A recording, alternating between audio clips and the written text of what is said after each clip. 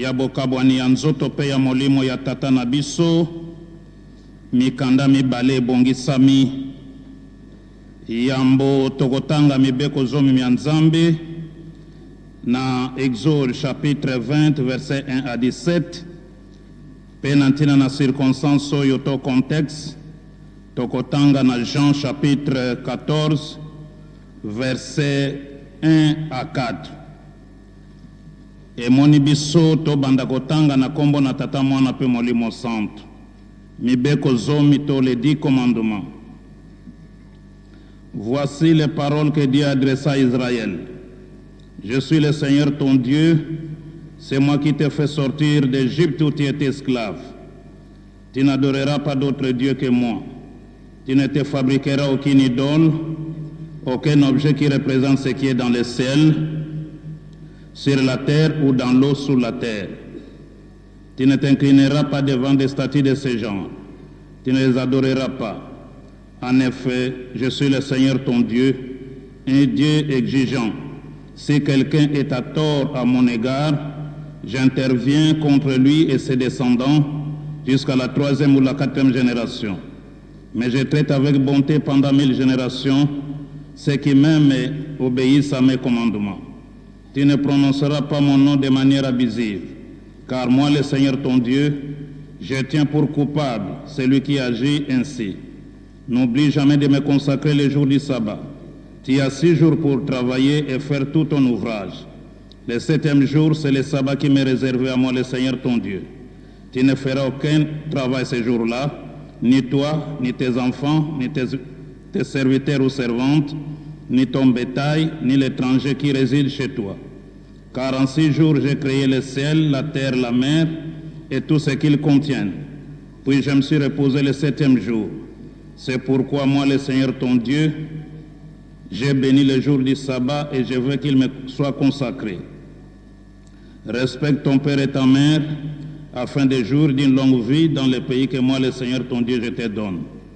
Tu ne commettras pas de meurtre, tu ne commettras pas d'adultère, tu ne commettras pas de vol, tu ne prononceras pas de faux témoignages contre ton prochain, tu ne convoiteras rien de ce qui appartient à ton prochain, ni sa maison, ni sa femme, ni son serviteur, ni sa servante, ni son bœuf, ni son âne. Toleki na mokanda ya mibale na Jean chapitre 14 verset 1 à 4. Na moto ya mokanda balobi, Jésus est le chemin qui conduit au Père. Yesu azali nzela wezo mema biso epai ya tata. Totangi, ne soyez pas si inquiets, leur dit Jésus.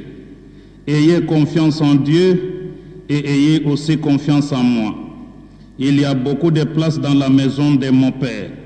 Sinon vous aurais-je dit que j'allais vous préparer le lieu où vous serez. Et après être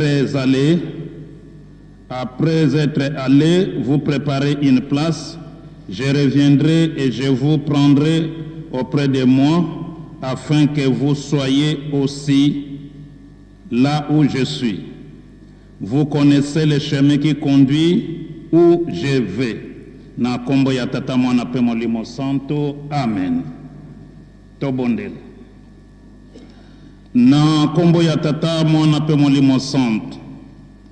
Papa Simon Kimbango kiangani Nzambe na biso totondi obotondi. Na ndengo bateli biso kino na tango oyo na kimia. Liloba na yo Nzambe pesa melinga pona kosakola. Na circonstance oyo ya monene. Nazali kaka moto limbisa mabonga na ngai. Limbisa pe mabonga ya biso banso sangani nesika oyo. Ofongola matoi pe mitema na biso molimo poto kwa kokanga likambo ekosunga biso. Poete oyo ezali occasion ya biso pe kosala réflexion. Ya biso mokolo ekozala ndenge nini. Yango zala na biso elongo na kimia. Olata biso bandele kino suka ya programme. Na kombo ya tata mwana pe molimo mosanto. Amen. Na kombo ya tata mwana pe molimo mosanto. Batata pe ba mama bakimbangiste pe basympathisant nyonso tosangani esika oyo circonstance esangisi biso ezali ya solo na bonzoto ezali ya mawa po ete ezali bokabwani na tata na biso tata conseiller direct tomesanaki na ye makasi oyo tolingaki makasi pe tomoni preuve yango nzela kilo na ba 1h 0h bato bazaka libanda kozela ezali pe façon ya kolakisa kondima ya bakimbangisi na tata na bango papa Simon Kimbangu Kiangani pe na lingomba pe bolingi na bango na papa conseiller direct papa Joseph Diangenda Kiangani yango tosangani pona kopesa ye lokumu ebongi na ye ndenge ezalaki posa ya tata Simon Kimbangu Kiangani Molimo Centre na bongo n'occasion yango totangi mikanda miye totangaki Exode mibeko zone chapitre 20 verset 1 à 17 esika wapi bazali kotalisa biso posa ya tata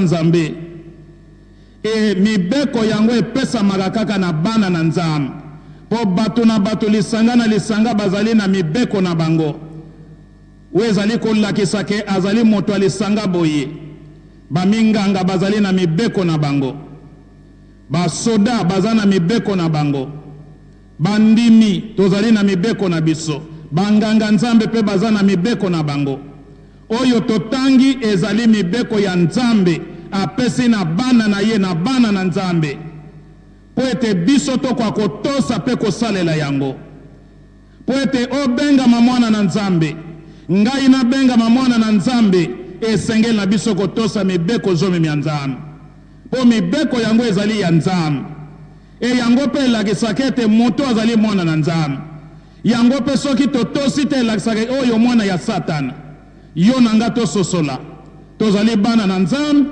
to tozali bana ya Satana nana kela biso pe suka na biso tokozwa nini na okazo esengeli moto na moto akanisa ke tata na biso azalaki na biso elongo azalaki lokola biso lelo akomi ndenge akomi azongi na kiti ne ya bokonzi po ete na mokili tozali bapaya e ngai pe yo pe biso pe tokokoma lokola ye e na mokolo ya yo to yange kokoka eske nakokota to nakokota te nakobenga mwana na Nzambe to nakobenga mwana na Nzambe te moko na moko azwa mayele na tango yo zwa decision yeba kotambwisa etamboli na yo to bongisa etamboli na yo ezala ya malamu po ete mokolo yango tango ekokoka okwa kokota na nkembo ya tata Nzambe exemple yango ya na Dana Eve tango bazalaki kotosa mibeko Nzambe apesaki bango boyokani ezalaki malamu communion relation ya malamu na tata Nzambe d'ailleurs Nzambe ye moko azako ya na pokwa ko visiter bango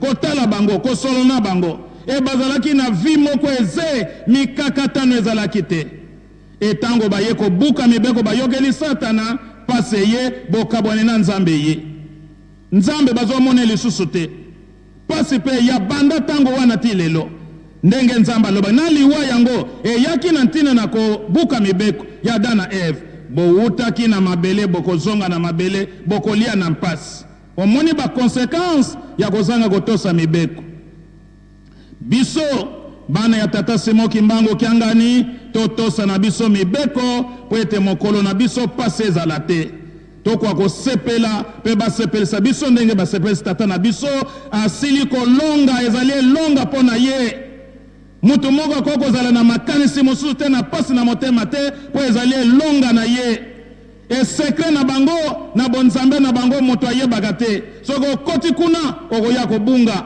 bango moko bayebi sekre na bango yango moni tango sango tozo yango samedi bambuta lingoma toke koswete bapapa bacondoléance papa révélé biso programme pe alobi na biso circonstance akufeli azalaki na maladi munganga na ya peseke repos ya 2 mois ndaza ko bima po akene kosala contrôle nde na nzela ndenge ezalaki papa Mfuma Mbanza alobaki akokufa na ndako te akokufa na hôpital te akokufa pe na poto te ndenge moko pe salami na papa Joseph Diangenda likamu isi wana papa mutazoloba na biso etango aye ko bondela tolandi na malobane na mabonda bokebi nyonso alobi moto aza na bafeti misato mbotama mariage to libala pe liwa. Donc liwa ezali étape ya vie ya moto tozwa liwa lokola étape ya vie tomona yango eloko akokamwa te fin du monde te ezali une étape ya vie ya moto. Et papa a décrire yango pe alobi na suka biso topesi nzela nde sika tokomprenaki bayebi secret na bango. Donc yoko kota te nga na kota te okoti kuna obungi biso topesi nzela yango toye kotanga na Jean chapitre 14 verset 1 à 4. Et kuna toyebi ete Jean azalaki moko ya bapotre ya nkolo Yesu oyo alingaki d'ailleurs mingi e makambo ebele ezali awa na mokanda na ye na mikanda mosusu na bevangele mosusu eza te. Awa ezali nkolo Yesu azali kopesa une sorte ya Dieu, discours de Dieu na ye. Po soki totangi na bapassage eleki kuna azali koloba na biso makambo ndenge na ndenge. Azali kolobela makambo ya liwa na chapitre 12 verset 27 suivant. Donc aza komona déjà liwa na ye pa preparaki yango. Soki totali pe kuna na chapitre 13 azali koloba na biso asokoli bayekoli na ye makolo. C'est-à-dire une façon kopesa bango au revoir. Pe na mikanda mosusu kuna na sima Yuda ateki azolesake Yuda koteka ye. Pe mosusu pembeni ya oyo esika totangi ete Pierre akowanga na ye. C'est-à-dire nkolo Yesu ayebaki liwa na ye pe apreparaki yango. Et en même temps yango azako préparer moral ya bayekoli na ye. Ndeto landi awa ndenge nkolo Yesu alobi azali ko annoncer bien sûr liwa na ye, mais na discours de Dieu ete bomi tungi samate, ne vous inquiétez pas, ne soyez pas inquiets. Bozala na confiance na Nzambe pe bozala na confiance na ngai nkolo Yesu. Poete epa ya tata na nga bisika bizali ebele soki bongo te mbele na lobi na bino te. Pe nazali kokende sadi nazo kufa pona kokende kobongisela bino bisika yango.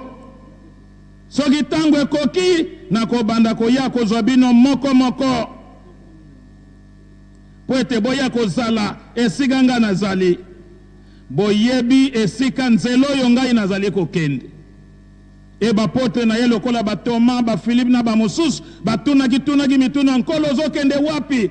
C'est-à-dire ba comprenaki sens ya liwa te, ba comprenaki message ya nkolo Yesu malamu te, ba lokola balataki nzoto lokola biso ndenge tozo kanisa ndenge moko pe na bapotre ya nkolo Yesu. Mais nkolo Yesu alagisi clairement pe a préparer moral ya bayekoli na ye ke ngai nazali nzela. Yesu a mi présenter lokola nzela moko akoko mepa ya tata te soki aleki na nzela na ngai te. C'est-à-dire soki akufite lokola ngai pona komona tata il faut kolekaka na nzela liwa po nzoto ya masumu ezongi na mabele sike uta to lati ya molimo yango nde tokende kokutana na tata.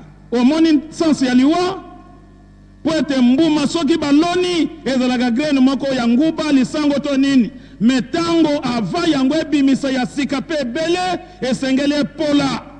C'est-à-dire wana kokunda ndenge tokundaka pe ba graine nguba masango lokolo za periode na yango epoli na sime bimisi ya sika epi ekobote ebele yango tata na biso akei po ete azwa force ya makasi akei ko renforcer ekipe ya basante pona kobundela biso etumba oyo bilaka bikokisama baza na secret na bango biso toyebi te. Mais en même temps ezali occasion pona biso to réfléchir ndenge nini tokoko mema bomo ina biso nini na koko sala po ete ya ngai ekwa kozala pe yesengo na mona nzela ya tata. Mibeko bolingo misala.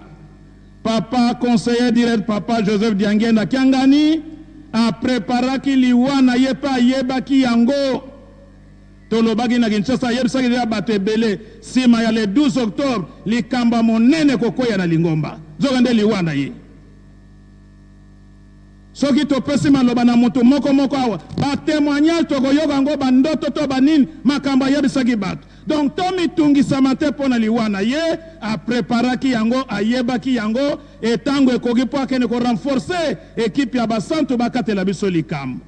Biso tozala kaka na kondima e yazalaki elombe omoni makambo nyonso makasi papa za kopesa ye mise papa pesaki ye pote comme esike komaki awa pa pesaki ye memorial c'est-à-dire azalaki soda ye tumba azalaki moto paza kosangisa epi na ndako na ya bokoli bato ndenge na ndenge atalaka ekolo te kuna bato bandondo bazali ya Kasai ya Congo Central ya Angola ya Brazza ya Poto ya wapi c'est-à-dire azalaki moto ya bato nyonso na kanisi batata pe ba mama mokolo malelo ezali ya réflexion pona biso moko na moko ayebete o ezali nzela biso banso na kombo ya tata mwana pe molimo santo amen. Totelema pona libondeli ya nkolo. Notre Père qui es aux cieux, que ton nom soit sanctifié, que ton règne vienne, que ta volonté soit faite sur la terre comme au ciel. Donne-nous aujourd'hui notre pain de ce jour. Pardonne-nous nos offenses, comme aussi nous pardonnons à ceux qui nous ont offensés. Ne nous soumets pas à la tentation, mais délivre-nous du mal, car c'est à toi qu'appartiennent dans tous les siècles le règne, la puissance et la gloire. Na combattre molimo santo. Amen.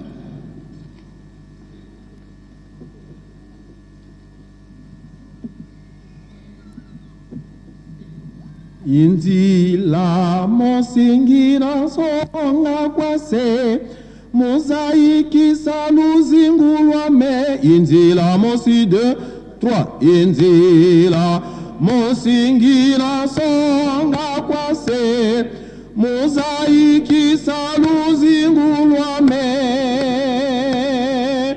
kana kutungira fundiswa inzila ngina vukila inzila ngina vukila inzila ngina vukila mombaninu aluzingulwa me inzila ngina vukila inzila ngina vukila inzila ngina vukila mombaninu aluzingulwa me inzila ngina vukila.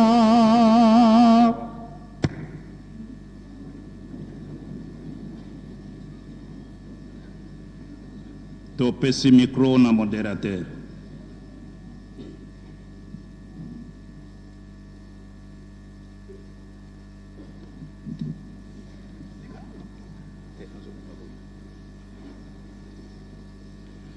Na kombo ya tata ya mwana pe tata molimo santo tozongeli mwa ba précision na makambo Italie dépôt de gerbes de fleurs. Tout à l'heure tolobelaki passage ya ba officiel totangaki ba officiel mibale nzokande pe ba mususu bazali à part son excellence monsieur le gouverneur de la province du Congo central et le président provincial de l'Assemblée du Congo central